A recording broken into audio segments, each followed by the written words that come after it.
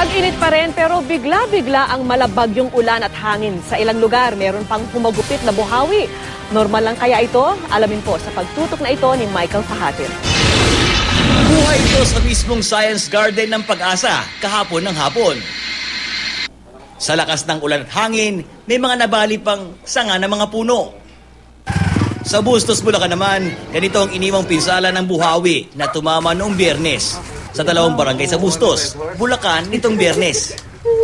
Aabot sa 15 bahay ang napinsala at 22 pamilya ang nawalan ng tirahan. Bukod sa ilang puno at poste ng kuryente, nabali at nabuno.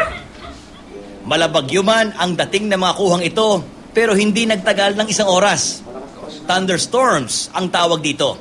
At ayon sa Pag-asa, walang kakaiba rito, lalo na't papasok ang buwan ng Mayo. Hindi siya halos frequent, hindi siya araw-araw nangyayari. Pero pagpasok to ng May, asahan na natin na magiging madalas na yung mga thunderstorm na to.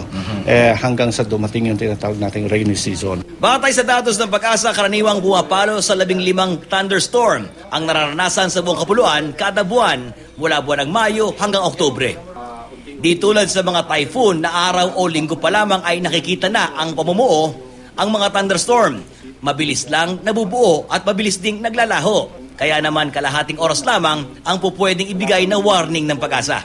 Hindi pare-parehas yung uri ng thunderstorm. Sometimes meron tayong tinatawag na popcorn thunderstorm or air mass thunderstorm na ibig sabihin sandali, minsan 3 hours lang nabubuo na yan, and pagka umulan na yan, nagkakulog-kilat na yan, within 30 minutes to 1 hour, wala na, tapos na yon. May isang tip ang Pag-asa na di na kailangan ng high-tech na gadget para malaman ang layo sa'yo ng thunderstorm sa pamamagitan ng pagtingin mo sa kidlat at pagdinig sa kulog.